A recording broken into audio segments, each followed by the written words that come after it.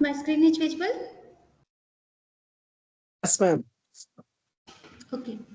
So in the last class where we left, we learned some field, some examples of field. After that, we learned what is vector space. Then we have seen some examples of that, some examples with usual operation as well as some example from unusual operation. Unusual operations means other than usual addition and usual multiplication. In addition to that, I just want to give one more example of field where we will see that there is some. Please mute your mic. Please mute your mic. पानी से अपना mic off कीजिए.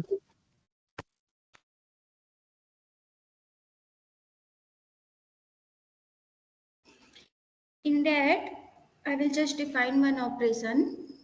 What is today date? 3.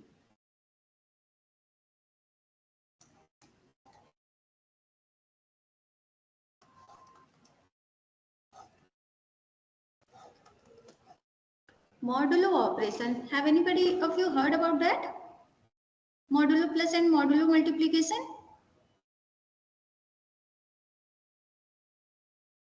लगता तो है कि सुने हैं पर याद नहीं है. आप बताइए. Okay, modulo is defined how? Someone is trying to enter.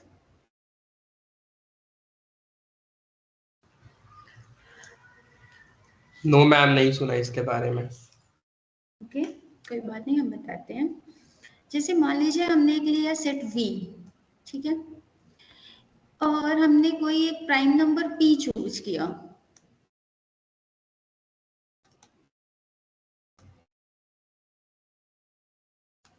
Then I collected V in 0, 1, 2 up to P minus 1.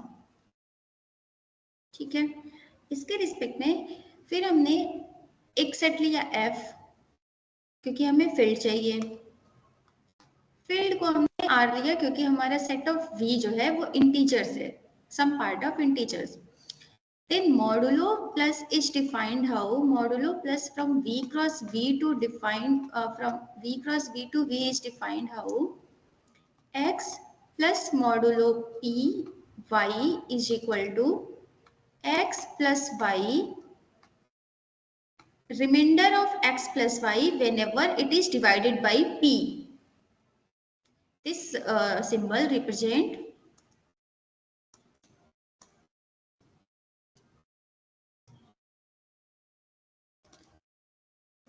remainder obtained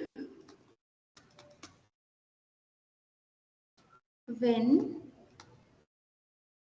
X plus Y is divided by P. ये किसी भी P के साथ डिफाइन हो सकता है, पर हर P के साथ ये फील्ड नहीं फॉर्म करेगा. सिमिलरली स्केलर मल्टीप्लिकेशन कैसे डिफाइन होता है इसमें?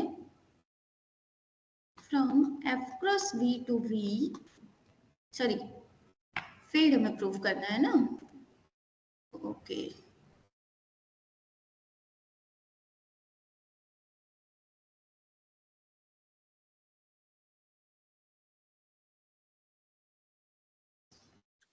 मैम क्या प्रूव कर रहे हैं, एक बार ऊपर लिख दीजिए हेडिंग में.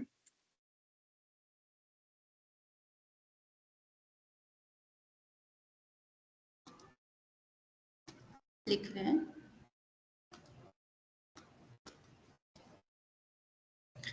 Then dot modulo P is defined how x C dot y modulo P is equal to multiplication of xy divided by P, and after division by P, whatever remainder will be obtained, that will be the product of these two elements, x and y.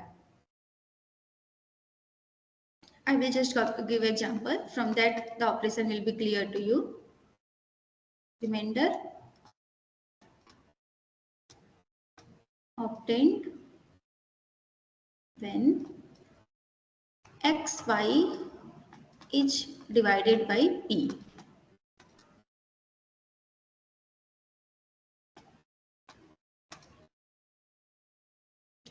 Then f plus modulo P and dot modulo P form a field.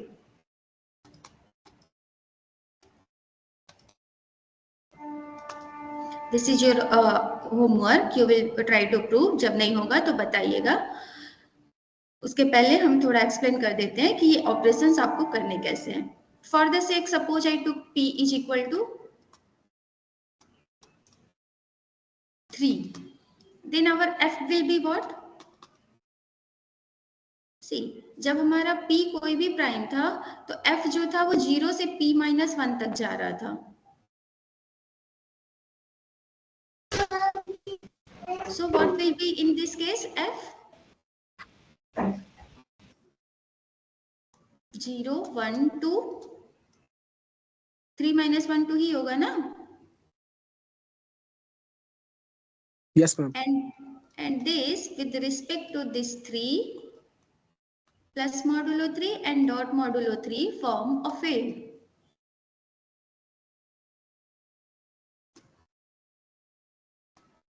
Field के लिए हमारे पास क्या क्या operations दिखाने होते थे?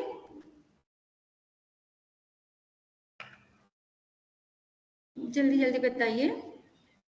सबसे पहले तो हमें ये देखना है. इनवर्स नहीं, उसके पहले सबसे पहले फील्ड में क्या था कि उसमें कम से कम 2 एलिमेंट्स हो और उन पे 2 ऑपरेशंस डिफाइंड हो जो कि x प्लस वाई और x इंटू वाई को f में ही भेजे. And in other words, Yes. we can say that with respect to these two operations, the set F is closed. Right? तो हम देखते हैं इसके रिस्पेक्ट में क्या है हमारे पास. Suppose this is our plus modulo 3.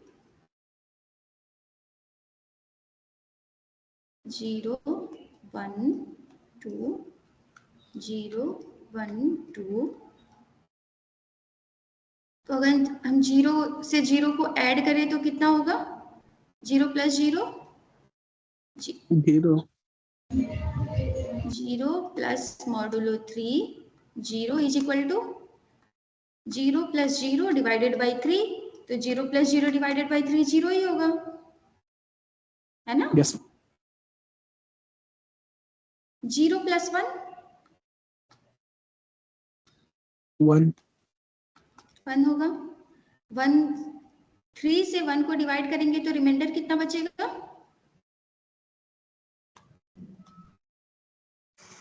1/2 1 बचेगा, right? 0 plus 2 with respect to modulo 3, this will be what? 0 plus 2 with respect to modulo 3. 0 plus 2 is 2. 2 is divided by 3. Remainder will be 2. है ना? Now 1 plus 0 will be what? 1 plus 0. The sum divided by 3. After that, the remainder will come 1. Yes or no? क्या हुआ? नहीं समझ आ रहा? Yes ma'am, समझ में आ रहा है. मैम इसको जो आप ऐड कर रहे हैं इसमें, इसे 0 प्लस 1 तो 1/3 होगा ना, क्योंकि इसको सम को फिर 3 से डिवाइड करना है. 3 से डिवाइड करने के बाद जो रिमाइंडर हमारे पास बचे Okay, ma'am. I understand. Okay. So 1 plus 1, 1 plus modulo 3, 1 will be what? 1 plus 1 modulo 3, this will be 2. And 1 plus 3 modulo 2 is equal to what? ये कितना होगा? 1 plus 2, this will be 3. Whenever it will divided by 3, what will be the remainder? 0. 0. So here it will come 0. Now 2 plus 0 will be what? Sorry, 2 plus modulo 3.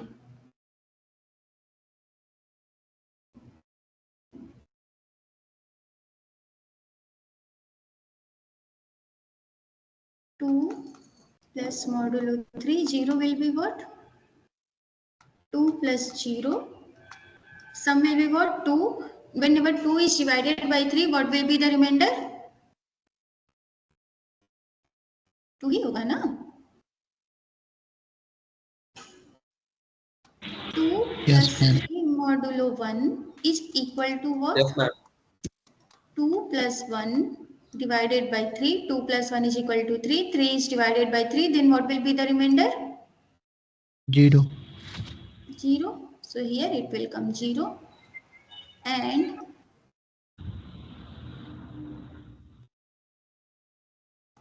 2 plus modulo 3, 2. This will be what? 2 plus 2 divided by 3. What will be the remainder? 2 plus 2 is equal to 4. 4 is divided by 3. What remainder we will get? 1. 1. So this will be 1. So here what we are seeing, whatever numbers we are multiplying for this set, sorry, not multiplying, whatever number we are adding in this set, we are again getting the numbers again in this set only, right? सारे numbers के साथ हमने operation करके देख लिया, कोई भी दो नंबर ले रहे हैं तो वो फिर से इसी सेट में जा रहे हैं ना? Yes, ma'am. So Yes, can ma'am. I say that Yes, this ma'am. set f is closed with respect to this plus modulo 3? Close Yes, होने का ma'am. मतलब होता है कि उनमें से कोई भी दो नंबर लें, उनको ऑपरेट करें तो उनका रिजल्टेंट जो हो वो फिर से उसी सेट में जाए. मैम ये लाइन फिर से एक बार रिपीट कीजिए शुरू से. यहाँ पे हम ये कह रहे हैं कि किसी सेट का किसी ऑपरेशन के रिस्पेक्ट में क्लोज होने का मतलब होता है कि आप उस सेट से कोई भी दो एलिमेंट लें और उनको उस ऑपरेशन के रिस्पेक्ट में ऑपरेट करें. जैसे यहाँ पे हमने 0 plus 0, 0 plus 1 और सिंपली इफ आई से हमने क्या किया x plus y where x and y belongs to f, right? तो जब हम x o plus modulo 3y कर रहे हैं तो फिर जो हमें रिजल्टेंट मिल रहा है वो फिर से इसी सेट में जा रहा है. 0 Yes, 1 ma'am. तो ही आ रहा है ना. तो जब ऐसे Yes, ma'am. प्रॉपर्टी कोई सेट किसी ऑपरेशन के रिस्पेक्ट में फॉलो करती है तो उसे बोलते हैं कि f is closed with respect to this operation. Here we have plus modulo 3, so we will say that f is closed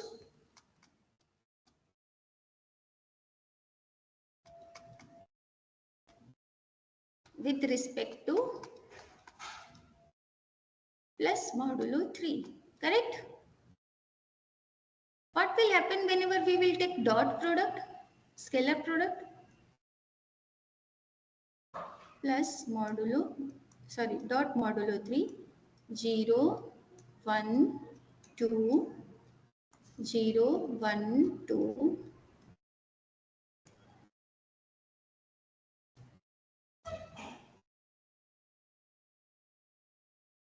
Then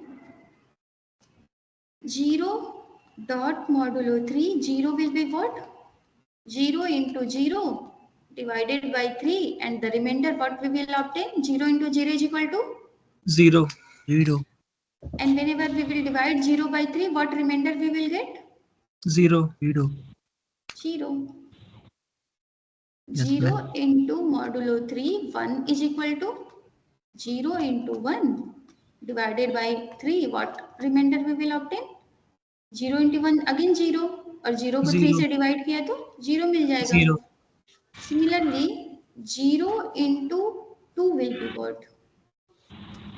0 0 ये भी 0 हो जाएगा. yes ma'am मैम डायरेक्ट लिख दो ओके, अगर आप लोग सीख गए तो हम डायरेक्ट लिख सकते हैं. 1 modulo 3 0 is equal to what? 0 ma'am 1 dot modulo 3 into 1 is equal to what? 1 And No, 1 ma'am. yes ma'am sorry 1 dot modulo 3 2 will be what? 2 ma'am 2 and 2 dot modulo 3 into 0 is equal to what? 2 dot modulo 3 0 is equal Zero. to what? 0 ma'am 2 dot modulo 3 1 will be what? 2 into 1 divided by 3 2 ma'am and 2 dot modulo 3 2 will be what? 1 2 2 is 1 4 4 yes 2 2 is 4 4 will be divided by 3 remainder we will get 1. 1 So again can I say that from this कि जब भी हम zero का f का कोई element ले रहे हैं x y और उनमें x डॉट मॉडुलो 3 y कर रहे हैं then again this is a element of f. yes ma'am So this Yes, shows ma'am. that f is closed with respect to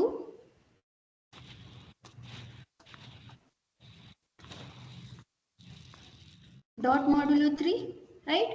दो प्रॉपर्टीज हमारी सेटिस्फाई हो गई. तीसरी क्या होती है, मतलब अब हमारी बेसिक नीड्स जो थी वो सेटिस्फाई हो गई, ये कि f के पास कम से कम दो एलिमेंट हो, उन पे दो ऑपरेशंस डिफाइंड हो जो कि एक्स वाई को ऑपरेट करने पे फिर से उसी एक्स वाई उसी f में भेजें. अब हम आएंगे अपनी रिमेनिंग प्रॉपर्टी पे. सबसे पहले क्या चेक करते हैं, कम्यूटेटिविटी. तो कम्यूटेटिविटी हम लोग यहीं से चेक कर लेते हैं. जब हम लोग देखिए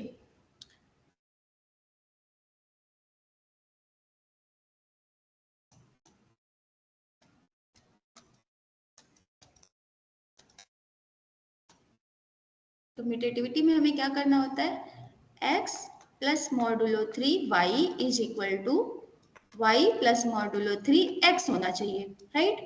अब हम लोग आते हैं अपने इन कैलकुलेशंस पे. तो जब 0 0 था तब तो कोई दिक्कत नहीं है. जब ये डिफरेंट थे 0 प्लस 1 और 1 plus 0, whether we are getting the same result? no ma'am 1 plus 0 is equal to 1, 0 plus 1 is equal to 1 Yes, and 1 ma'am. plus 0 is equal to 1. Yes, ma'am, we are getting. Same ही तो मिला ना. Yes, ma'am. yes ma'am Yes, ma'am. अब 0 plus 2 is equal to देख लेते हैं क्या आया 2, और 2 plus 0 क्या आया, ये भी 2 आया, राइट. yes ma'am अब 1 plus 2 क्या आया 0, और 2 plus 1 क्या आया 0. 0 So can I say that from the table it is clear that x plus modulo 3 y is equal to y plus modulo 3 x? yes ma'am Yes, ma'am. लिख सकते हैं. Clear from the table.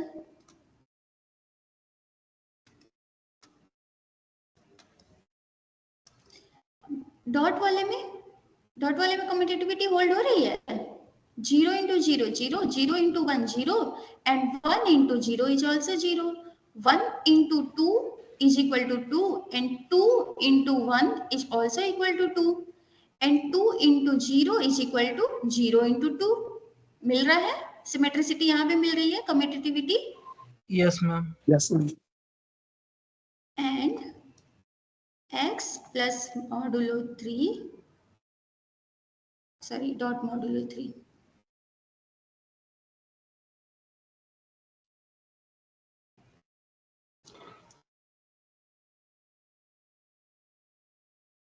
is equal to y dot modulo 3x, right, by the same argument, क्योंकि हमें table से clearly दिख रहा है. आप लोग Yes, एग्री ma'am. कर रहे हो ना मेरी बात से? yes ma'am okay. Yes, ma'am. अब आते हैं एसोसिएटिविटी पे.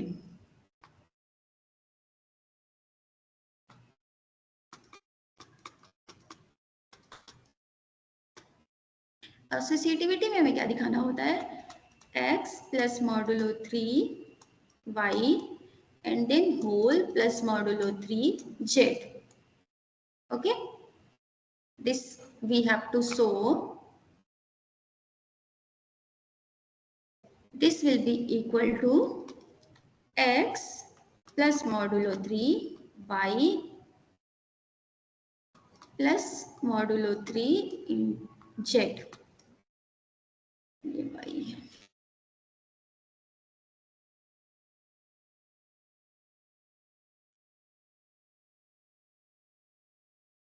यही दिखाना होता है ना, तो हम लेफ्ट हैंड साइड लेके पहले चलते हैं। LHS में हमारे पास क्या होगा, x plus modulo 3y, writing नहीं मेरी ठीक से बन रही, z is equal to what, this will be what, x plus y modulo 3, right? Yes, ma'am. And this will be plus 3 modulo z. तो ये Yes, ma'am. x plus y एक number आया, उसको 3 से हमने डिवाइड किया, जो रिमाइंडर आया वो रिजल्टेंट यहाँ था। Or we may say that x plus y is equal to some form of 3p plus r, where r is lying Remainder. between 0 to 2 और p कोई नंबर होगा। Yes, ma'am. तो अब अगर हम इस r को इस z में ऐड करें, या इस पूरे 3p प्लस r को ऐड करें, क्या हमारे रिजल्टेंट में कोई अंतर आएगा? No, ma'am. नहीं आएगा ना? No, Are you ma'am. sure? Remainder change हो सकता है मैम। Z मैम से रिपीट कर दीजिएगा। यहाँ पे हम ये पूछ रहे हैं कि x प्लस वाई, हमें x प्लस वाई ब्रैकेट 3 का मतलब है कि x प्लस वाई को 3 से डिवाइड करेंगे और जो रिमाइंडर आएगा उसकी वैल्यू ये है। तो अगर हम यहाँ से देखें तो ये r है, यस मैम। ठीक है। r को हम z में ऐड कर रहे हैं प्लस Yes, मॉडुलो 3 के रिस्पेक्ट में, तो हमें कुछ रिजल्ट मिलेगा। और अगर हम इस पूरे x प्लस वाई को ऐड करें इस z में, तो क्या सेम रिजल्ट मिलेगा? Not always ma'am. क्यों? क्योंकि 3p तो मैम हमेशा कैंसिल हो जाएगा ना। मैम पर उसको z को वो चेंज कर देगा तो रिमाइंडर चेंज नहीं हो सकता। रिमाइंडर चेंज होगा, that is true, but what I am trying to say, r plus modulo 3z will be equal to x plus y modulo 3z। Yes ma'am, yes ma'am. 3p वाला तो खुद ही cancel हो जाएगा ना जब 3 से Yes, divide ma'am. करेंगे तो ये चीज सेम होगी। Yes ma'am, yes ma'am. सभी लोग एग्री कर रहे हैं ना इस बात से मेरी? Yes ma'am. So yes ma'am, कर लेते हैं। नहीं, अगर कोई डाउट है तो आप लोग पूछ सकते हैं, हम और ज्यादा एक्सप्लेन कर सकते हैं, एग्जांपल्स लिख के मैम, दिखा सकते हैं। हाँ बताइए। यस मैम, प्लीज इसको थोड़ा ज्यादा एक्सप्लेन कर दीजिए, इसमें डाउट है मुझे। अच्छा देखिए, जैसे मान लीजिए हमारा x y 2 है, x is equal to y is equal to 2, then and z is equal to 1 है, then x plus modulo 3 y क्या होगा? 2 प्लस 2 Zero, ma'am. मॉडुलो 3 नहीं 4 हो जाएगा ना, x प्लस वाई है, y भी 2 है। हाँ, राइट। तो इसको हमने किया तो क्या आया? 1 होगा 1। इसका। 1। तो ये हमारा क्या है? ये r है, राइट। यही आ रहा है ना जो रिमाइंडर बच रहा है, यस मैम। जो मल्टीपल था वो तो निकल गया। यस तो मैम। इस, या फिर इसको हम दूसरे तरीके से ऐसे लिख सकते हैं, 3 cross 1 plus plus 1। 1, right. Yes ma'am. तो 3 वाला पार्ट हट जाएगा, जो रिमाइंडर बच रहा है बस वही मेरा आंसर आएगा। यस अब मैम। हम 4 प्लस जेड करें या फिर 1 प्लस जेड करें, क्या दोनों से हमें सेम रिजल्ट मिलेगा? 5/3। जैसे अभी हम z इज इक्वल टू 1 रखते हैं, तो ये क्या हो जाएगा? 5। ये हो जाएगा हमारा 5 मॉडुलो 3, कितना Yes, आएगा? 2 2 रिमाइंडर एंड आएगा यहाँ मैम। 1 प्लस करें तो 2 फिर से 2 रिमाइंडर फिर से 2 रिमाइंडर मैम आएगा। ये 1 आएगा। Yes ma'am. कौन सा नहीं, बनाएगा? मैम 2 आएगा, 2 ही 2। आएगा। 2 ही आएगा ना? Yes ma'am. तो यही हम यहाँ कह रहे हैं कि अगर हम इस केवल r को ऐड करें या 3p प्लस r को z में ऐड करें, दोनों से हमें रिजल्ट सेम मिलेगा। Yes ma'am. क्यों ऐसा हो रहा है? क्योंकि ये जो p का मल्टीपल है वो तो ऑलरेडी डिवीजन में कैंसिल हो जा रहा है ना। Yes ma'am. That's why the sum x plus y, sorry, r plus z is same as x plus y plus z.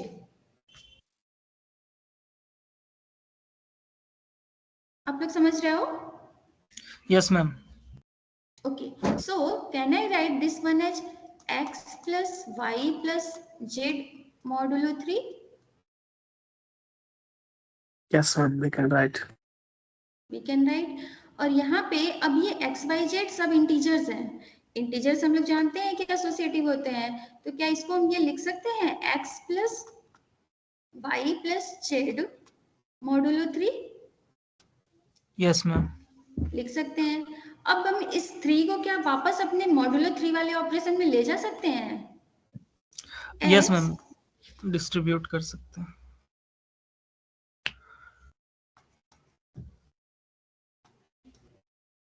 Right?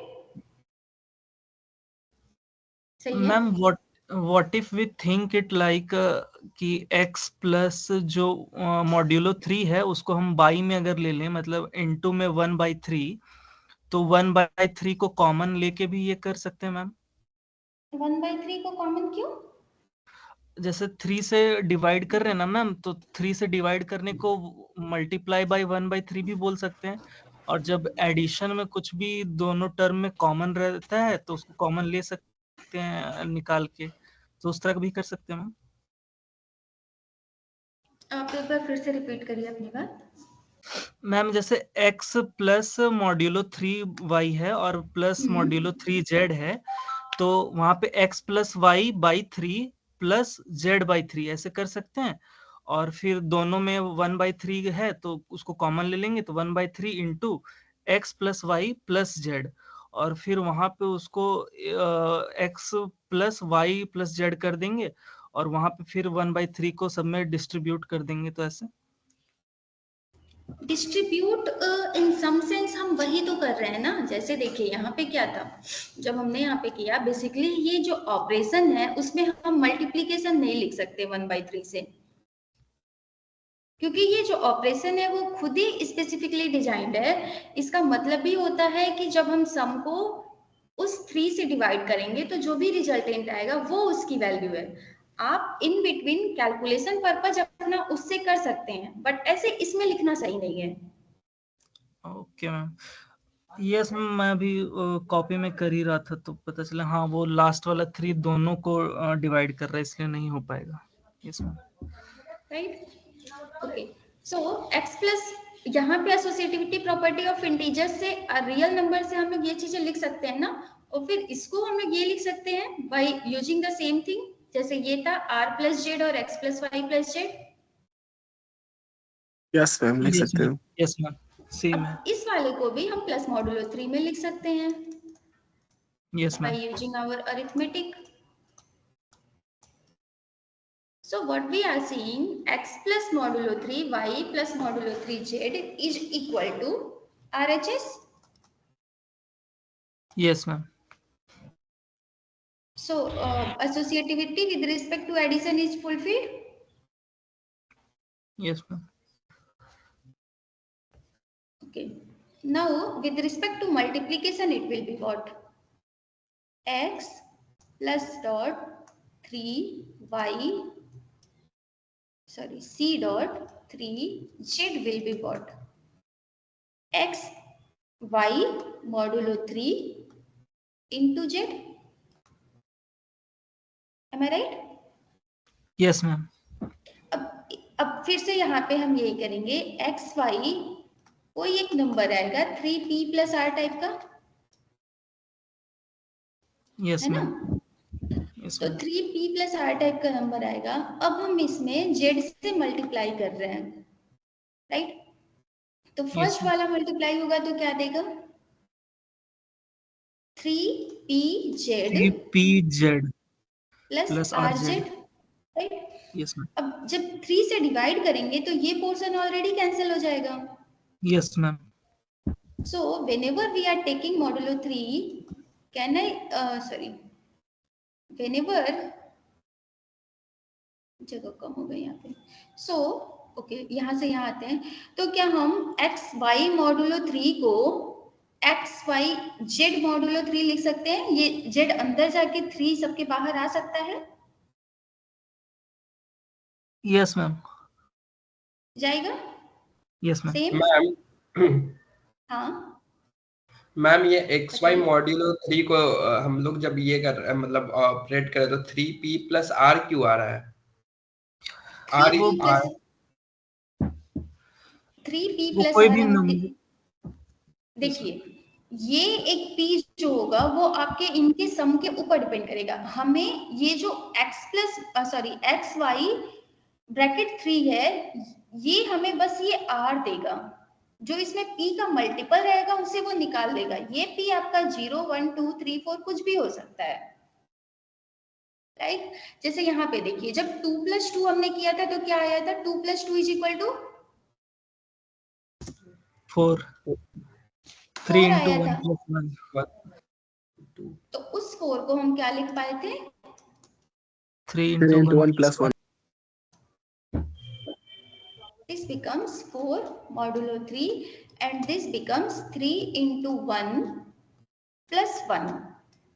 तो ये अब जब 3 से हमने डिवाइड किया तो ये तो निकल गया ना, हमारे पास रिजल्टेंट, बस ये रिमाइंडर बचा। 1, यस मैम, मेरे इसी वजह से हम बार बार इसको 3p + 1 लिख रहे हैं। यहाँ पे p जो होगा वो एक कोई भी नंबर हो सकता है। बेसिकली अगर हम लोग 0 1 2 में ही चल रहे हैं तो ये 0 1 से ज्यादा नहीं हो सकता, क्योंकि मैक्सिमम 2 2 हो सकते हैं। 2 2 का मल्टीपल हमारा 4, 4 को हम लिख सकते हैं 3 + 1। यस मैम, तो इसमें से जो 3 का Yes, मल्टीपल ma'am. वाला टर्म है वो निकल जाएगा डिवीजन में। Thank you, ma'am. Okay, so now can I write this one from this one? या तो हम इसके रिमाइंडर में मल्टीप्लाई करें जेड का, या फिर पूरे इस एक्स वाई जेड में मल्टीप्लाई करें, एक्स वाई में मल्टीप्लाई करें जेड का। दोनों से जो रिमाइंडर मिलने वाला है वो सेम है, यस मैम, क्योंकि यहाँ से हमें दिख रहा है कि 3p इंटू जेड खुद ही कैंसिल आउट हो जाएगा यस मैम, जब 3 से डिवाइड करेंगे। And now by applying associativity property of real numbers, can I say that this will be equal to x into yz modulo 3, yes ma'am, right?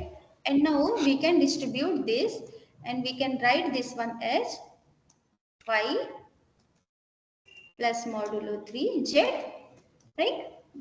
Yes ma'am, So what we are seeing, x plus modulo 3y plus modulo 3z is equal to this one, and this one is also hold. Associativity hold with respect to both operation. Yes ma'am,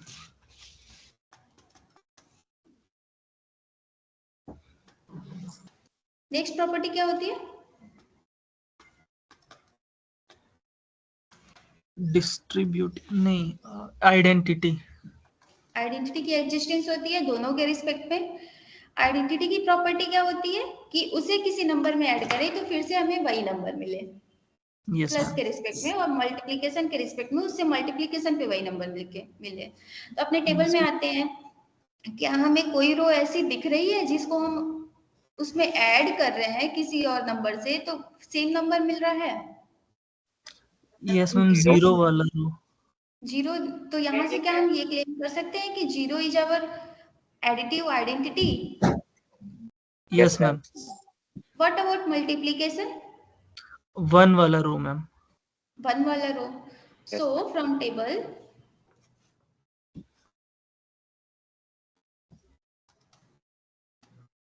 from table, it is clear that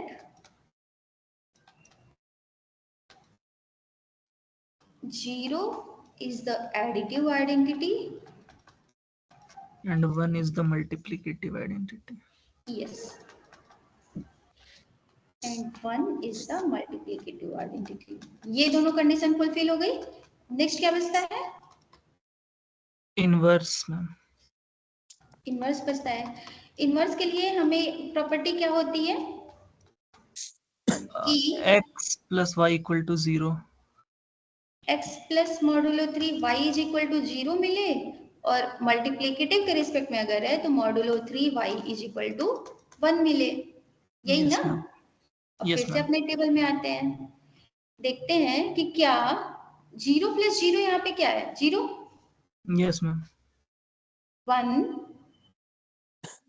plus 2. 1 plus 2 क्या है? 1 plus 2, 2, 3. 3 का reminder find out करेंगे ना. Modulo 3 ले रहे हैं ना. Yes, ma'am. हम And what remainder about, yes, 0 है. 2 plus 1? 0. 0. plus 1 is also 3, then remainder will be 0. Right? So from this table, can I say that every element has its additive inverse? Yes, ma'am. Yes, ma'am. अब multiplication के respect में आते हैं. Multiplication में क्या है? x into y modulo 3 will be 1. Yes, ma'am. और non zero के लिए बस मल्टीप्लिकेटिव देखते हैं, मतलब 1 और 2 के लिए देखना है हमें. तो 1 Yes, का 1 से मल्टीप्लाई कर रहे हैं तो क्या आ रहा है? 1. और 2 का 2 से कर रहे हैं तो 1. 1 आ रहा है. तो 1 का मल्टीप्लिकेटिव इनवर्स 1 है, 2 का मल्टीप्लिकेटिव इनवर्स 2 है. राइट? Yes, ma'am. तो मल्टीप्लिकेटिव इनवर्स भी सारे एलिमेंट्स का एग्जिस्ट कर रहा है, नॉन जीरो एलिमेंट्स का. Yes, ma'am. Okay.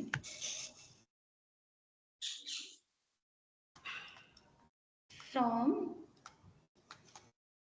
the table, it is clear that for every x in f, there exists y in f such that x plus y is equal to 0, and for every x non-zero in f, there exists y in f such that this hold. So this will imply what? Existence of identities, sorry, inverse complete. Yes, ma'am. Yes, ma'am.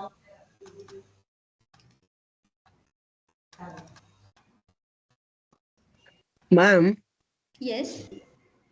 Ma'am इसमें जो identity मतलब addition additive identity और multiplication identity जो आपने मतलब बताया है, इसमें केवल मतलब जो आपने सेट लिया उसमें से किसी एक का मतलब एग्जिस्ट करे तो उसमें माना जाएगा या सब होना चाहिए? सबके लिए होना चाहिए, तो मैम आपने क्योंकि हाँ, एडिटिव आइडेंटिटी का मतलब क्या होता है? x plus 0 is equal to x for every x in f. और मल्टीप्लिकेटिव आइडेंटिटी का क्या होता है? 1 into x is equal to x for every x in f. तो हर एलिमेंट के करिस्पॉन्डिंग देखना होगा. अगर सबके लिए एग्जिस्ट करेगा तो ही हम कहेंगे कि वो एडिटिव और मल्टीप्लिकेटिव आइडेंटिटी है. ओके? तो मैम यहाँ पे 2 के लिए नहीं एग्जिस्ट कर रहा है कि कर रहा है? क्योंकि कहाँ 0 के पे? लिए है, इसमें जो आपने बनाया है टेबल, इसमें 0 1 2 लिखा है ना, तो 2 के लिए 2 के लिए 1 है ना इसका additive inverse. 2 plus 1 is equal to 0 दे रहा है ना.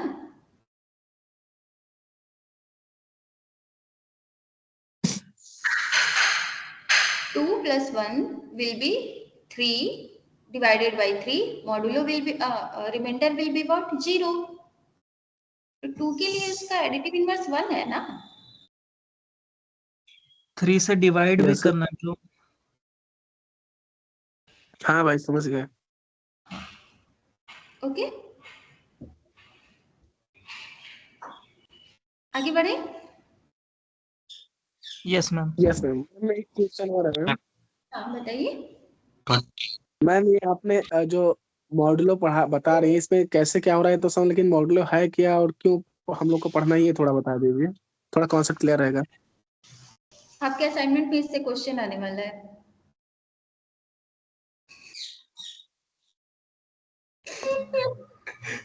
साइमन में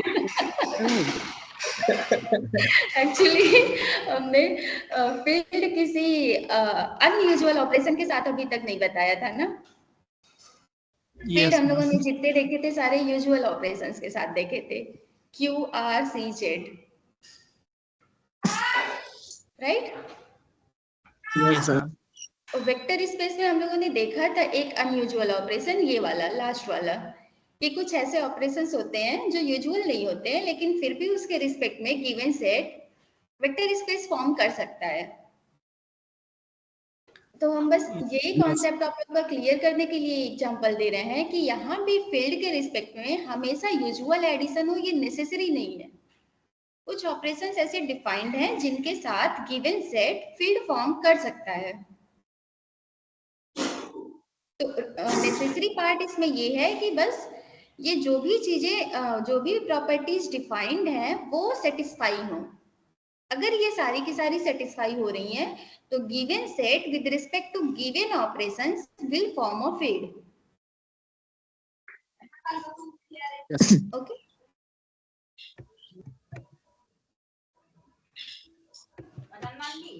और ये प्लस मॉडुलो पी, ये सिंपल वाला प्लस और डॉट तो नहीं है ना, एडिशन और multiplication.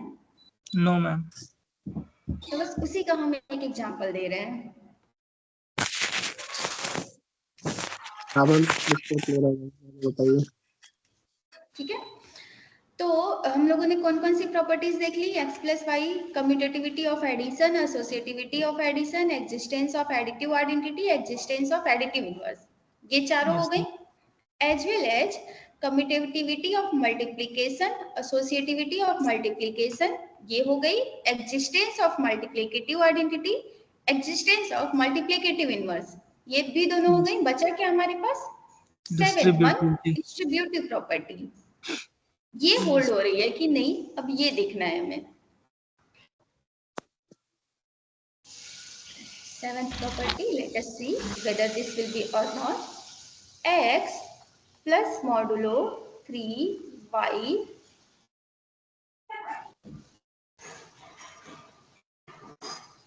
dot modulo 3z, this will be what?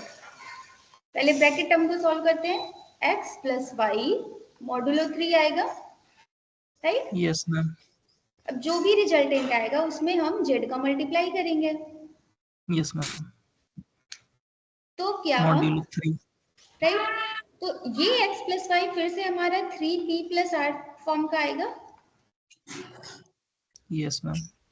Yes 3p plus R modulo 3 dot z, can I say that this will be equal to r modulo 3z, yes ma'am. Right. और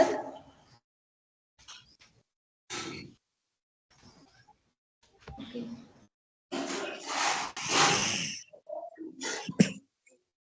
and x modulo 3z plus modulo 3y dot z, ये क्या होगा? क्या ये और ये same आएगा? Yes ma'am. पक्का? Yes ma'am. सबको क्लियर है? यस सर, आना तो चाहिए। आना तो चाहिए, कैसे पता? तो दिखाना है ना हम लोग को, हम लोग तो प्रूफ करने के लिए बैठे हैं ना। आएगा, कैसे आएगा ये हम आपको बताते हैं। सी, अब हम केवल इसके रिमाइंडर में मल्टीप्लाई करें इस जेड का या इस पूरे में मल्टीप्लाई करें जेड का, हमें दोनों रिजल्टेंट सेम मिलने वाला है। ये तो यहाँ यस से मैम। क्लियर है ना, yes ma'am. Right. So can I write this one as x plus y into z modulo 3 लिख सकते हैं। Yes ma'am. यहाँ से हमने देखा ना कि अगर हम पूरे x प्लस वाई में z का मल्टीप्लाई कर रहे हैं तो भी हमें वही चीज मिल रही है जो केवल रिमाइंडर में मल्टीप्लाई करने पे मिल रही है। By using this property, can I write this one as x plus y into z modulo 3? Yes ma'am. If I can write that, now we also know that this real number multiplication is distributive over addition. Yes ma'am. क्योंकि वो हम लोगों ने prove कर चुका है usual addition और multiplication के साथ रियल नंबर फिल्ड होता है। So this will be what? X Z plus plus Y y Z. z modulo 3, yes ma'am. right? And this will be same as X x z into modulo 3। y z yes ma'am.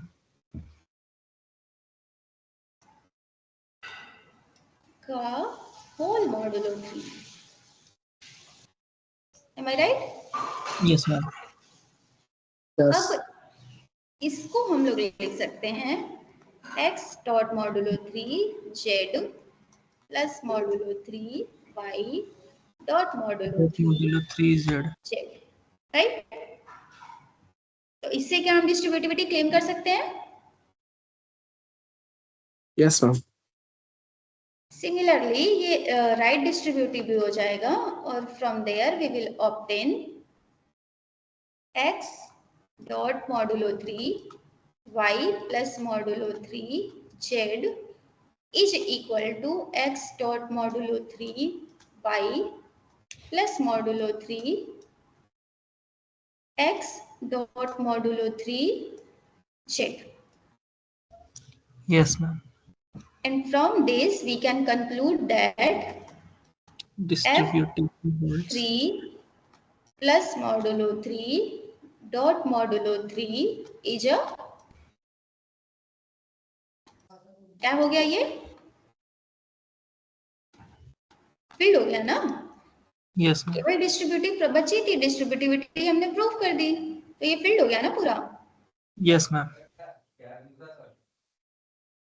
आप लोग exercise करिएगा कि F P plus modulo P and dot modulo P is a field और not.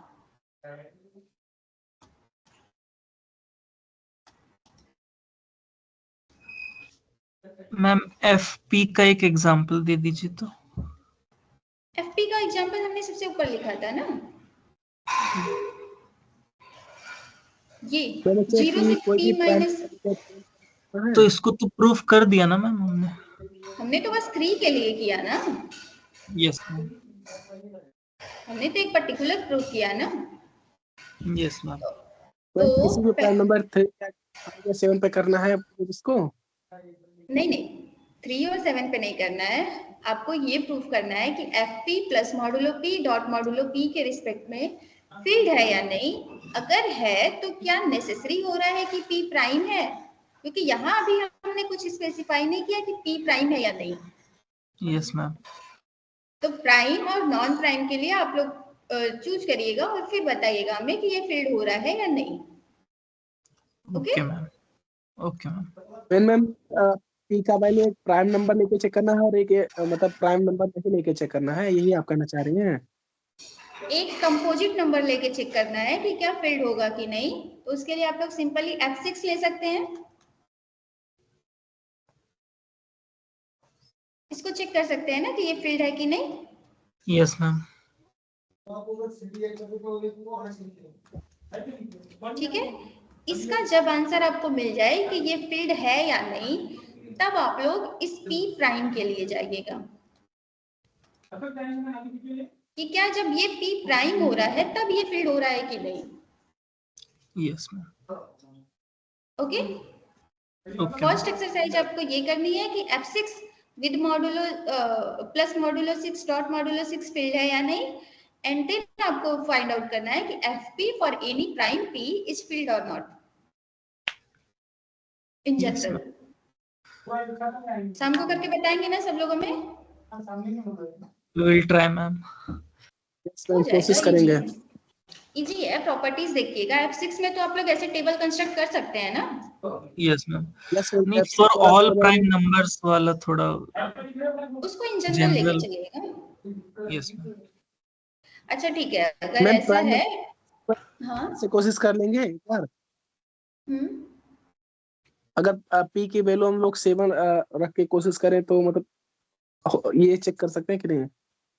हाँ, वो भी check कर सकते हैं कि 7 is F7 है also या fine. नहीं। ओके मैम, ठीक है, I will try my best.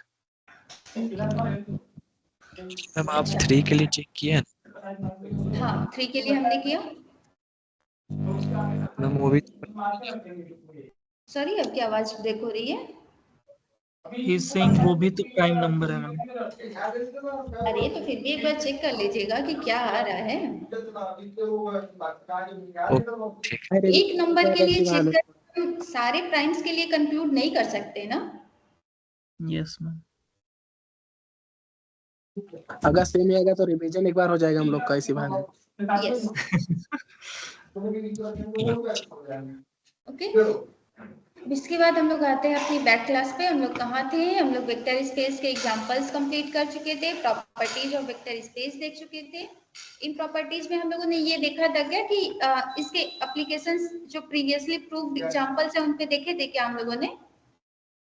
Yes ma'am, हो गए थे, सब स्पेस पढ़ना था मैम।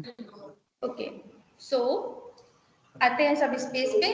टाइम तो है नहीं, 5 मिनट है, ठीक है, इंट्रोड्यूस कर देते हैं एग्जांपल्स हम वाली क्लास में देखते जाएंगे। For the subspace, what is the property that space subset की तरह subspace भी होता है? Please mute your mic. वंश बस मैम, वंश राठौड़।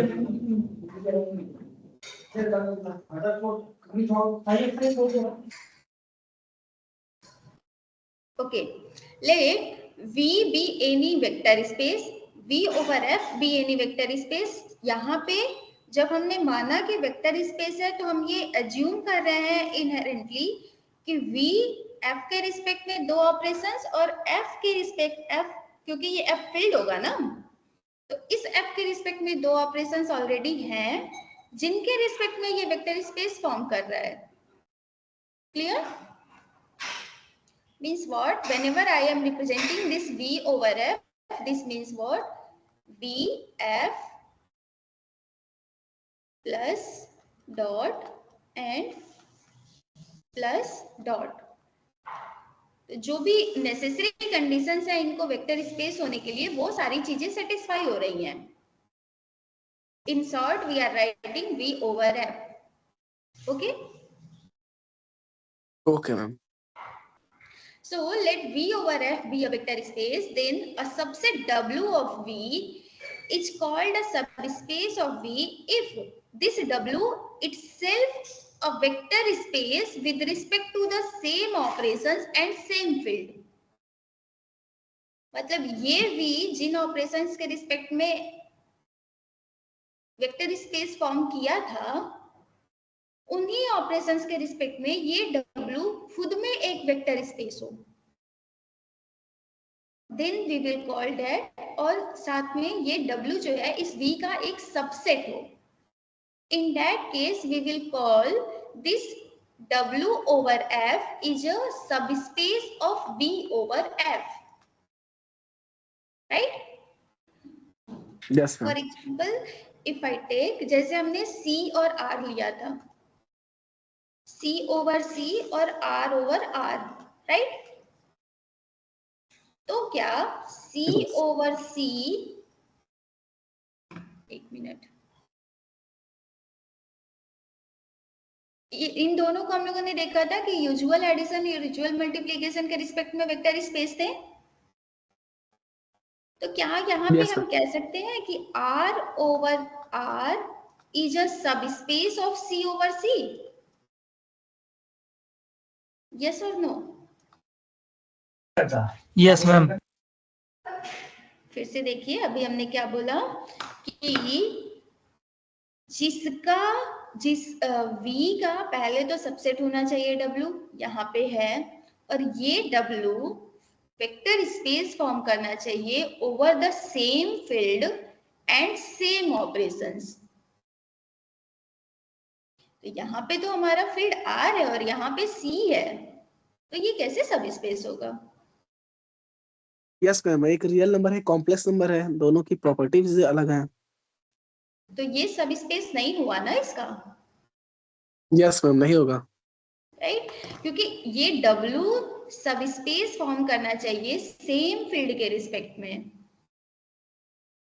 यहाँ पे देखिए मैम अगर कोई इंटीजर होता है इधर सबसेट में और रियल तो हो जाता ना फिर। कहाँ पे इंटीजर होता?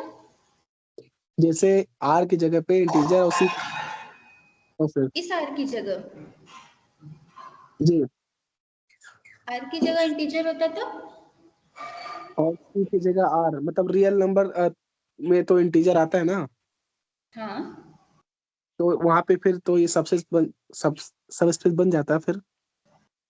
R ओवर I, सबसे पहले हमें ये चेक करना होगा कि R over I vector space है या नहीं। यस मैम, पहला स्टेप तो ये होगा। हम फिर से डेफिनेशन क्लियर करते हैं। Let V over F be a vector space, मतलब V हमें कोई गिवन सेट है, उसके ऊपर एक फील्ड दी हुई है, ठीक है, और दो ऑपरेशन डिफाइंड है जिनके रिस्पेक्ट में ये V ओवर F एक वेक्टर स्पेस फॉर्म कर रही है। फाइन। इस V का कोई Yes. सबसेट है W। सबसेट तो नॉर्मली आप लोग अवेयर है ना, सबसेट क्या होता है? Yes ma'am. Yes, ma'am. Contained set in V.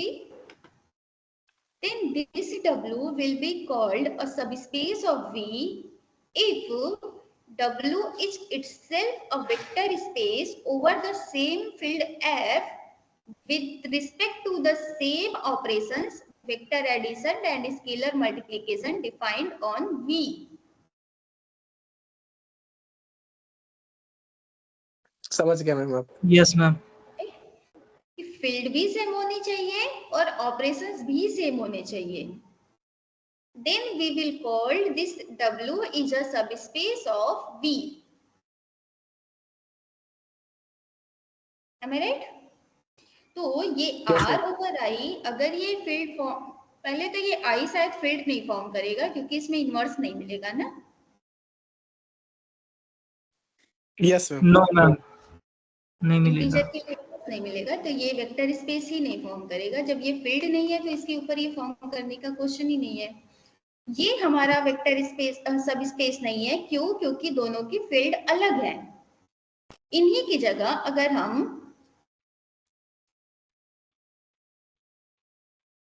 C over R, ये फील्ड वेक्टर स्पेस फॉर्म करता है या नहीं, चेक किया था ना आप लोगों ने, होमवर्क दिया था हमने, C over R, R over C। No ma'am, नहीं करेगा शायद। क्यों, ये क्यों नहीं करेगा? मैम कॉम्प्लेक्स है वो, और वो रियल नंबर है। हाँ, तो कॉम्प्लेक्स और रियल नंबर है। प्लस हमारा कहाँ से कहाँ डिफाइन होता है? V क्रॉस V से V में, मतलब C से C में जाएगा। डॉट कहाँ से कहाँ डिफाइन होता है? F क्रॉस V से V में। तो रियल और कॉम्प्लेक्स का मल्टीप्लिकेशन तो कॉम्प्लेक्स ही आएगा ना। बट डिस्ट्रीब्यूटिव, ये डिफाइन है मैम। हाँ, फिर से बोलिए। डिस्ट्रीब्यूटिव में फिर वो नहीं करेगा मैम शायद। नहीं, वो प्रॉब्लम नहीं करेगा। और भी पीछे से कोई बोल रहा था, बोलिए प्लीज। नहीं मैम, मैं ये कह रहा हूँ कि मैम ये वेक्टर स्पेस फॉर्म करेगा C over R। Yes, C over R is a vector space, and if we compare this one, then R over R is a subspace of C over R. क्योंकि दोनों पे usual operation हम लेते हैं, right? R Yes, field ma'am. दोनों की same है, and this R is a subset of C, है ना? Real number set subset of complex numbers है ना, जिसमें कॉम्प्लेक्स पार्ट 0 होता है। Am I right? Yes. So Yes. this R over R is a subspace of C over C, but this R over R is not a subspace of C over C. So field भी same होनी चाहिए, operations भी same होने चाहिए, and the condition is what this W is itself a vector space with respect to these operations. Correct? Then we will call this W is a subspace of V. Okay? Yes, ma'am. Okay. So today we will stop here. Remaining thing we will see in the next class. Evening को है ना?